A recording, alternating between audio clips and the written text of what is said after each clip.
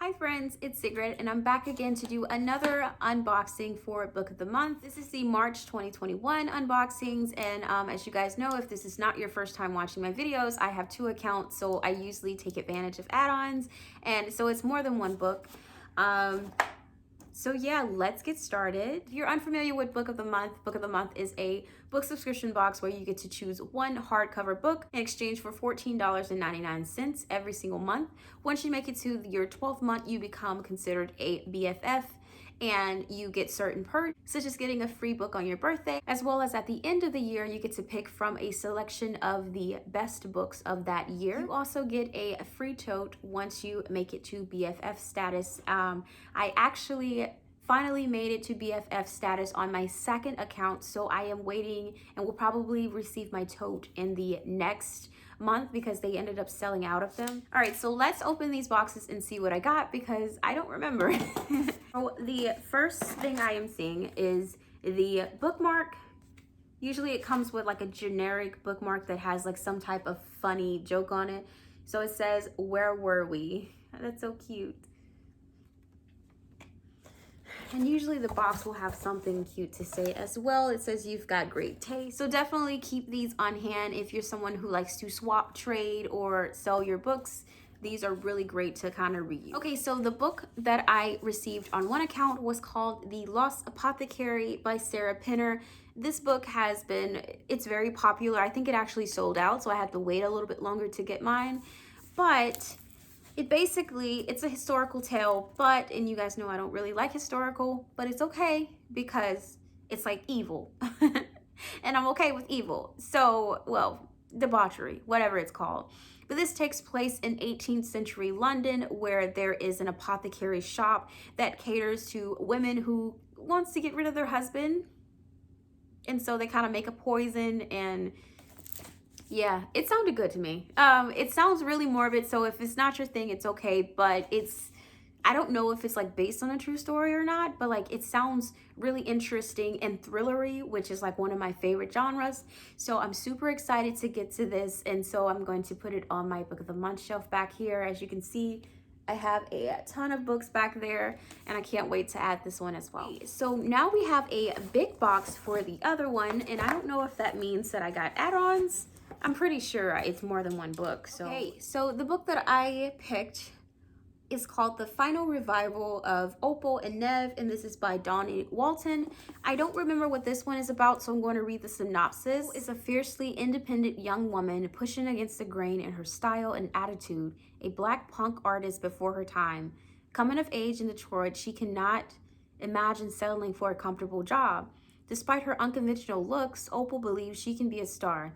So when British singer/songwriter Neville Charles discovers her at a bar's amateur night, she takes him up on his offer to make rock music together for the fledgling Rivington Records. In early 70s New York City, just as she's finding her niche as part of a flamboyant and funky creative scene, a rival band signed to her label brandishes a Confederate flag at a promotional concert. Opal's bold protest and the violence that ensues set off a chain of events that will not only change the lives of those she loves, but also be a deadly reminder that repercussions are always harsher for women, especially Black women who dare to speak their truth. Decades later, as Opal considers a 2016 reunion with Nev, music journalist S. Sonny Shelton seizes the chance to curate an oral history about her idols. Sonny thought she knew most of the stories leading up to the cult duo's most politicized chapter, but as her interviews dig deeper, a nasty new allegation from an unexpected source threatens to blow up everything. Provocative and chilling, The Final Revival of Opal and Nev features a backup chorus of unforgettable voices, a heroine the likes of which we haven't seen in storytelling, and a daring structure, and introduces a bold new voice in contemporary fiction. I remember why I got this book. It was described as Daisy Jones and the Six, but it has a Black main character. I listened to the audiobook of Daisy Jones and the Six, and I rated it 5 stars, which was unusual for me because number one, I don't like historical fiction, and number two, I'm not really a big fan of rock bands. And that's what that story was about. It's kind of like interview style. It follows this fictional band and trying to figure out why they broke up. But it was just written so well that I actually really liked it despite not liking the subject. And I'm hoping that this does the same. And the fact that it's a Black main character, I'm just so like excited about that. So I am seeing another bookmark. And this is a little note to say that they ran out of totes. Oh. It's okay. It's okay, book of the month. I can wait. I already have one anyways, but I want it because it's free, so. And I earned that, so yeah. So the next book is called What's Mine and Yours by Naima Coster. I don't remember what this one is about. Let me read the synopsis for this one. So it says, a community in the Piedmont of North Carolina rises in outrage as a county initiative draws students from the largely Black east side of town into predominantly white high schools on the west.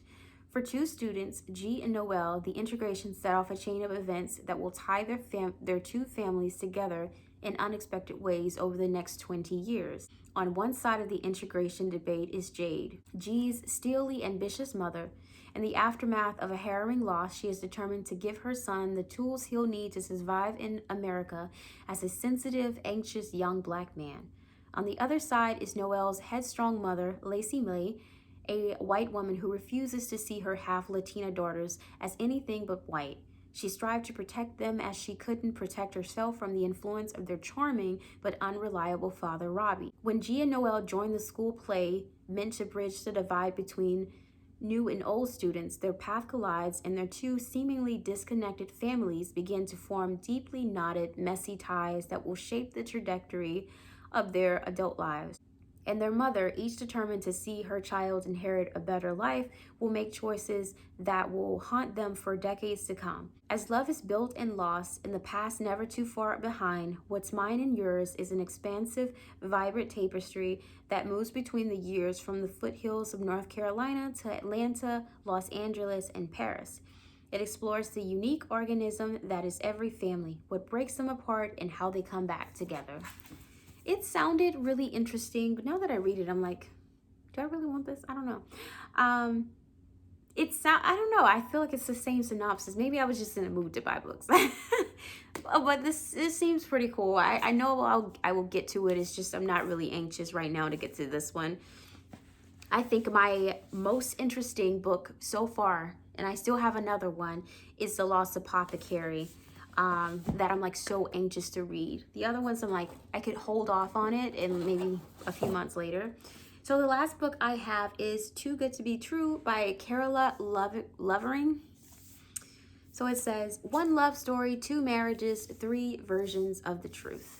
It says Sky Sterling is overjoyed when her boyfriend Burke Michaels proposes after a whirlwind courtship. Though Sky seems to have the world at her fingertips, she's smart, beautiful, and from a well-off family, she's also battling crippling OCD ever since her mother's death when she was 11, and her romantic relationship have suffered as a result. But now Burke, handsome, older, and more emotionally mature than any man she's met before, says he wants her forever. Except Burke isn't who he claims to be. And interspersed letters to her therapist reveal the truth. He's happily married and using Sky for his own deceptive ends. And a third perspective set 30 years earlier, a scrappy 17-year-old girl named Heather is determined to end things with Bert, a local bad boy, and make a better life for herself in New York City. But can her adolescent love stay firmly in her past, or will he find his way into her future?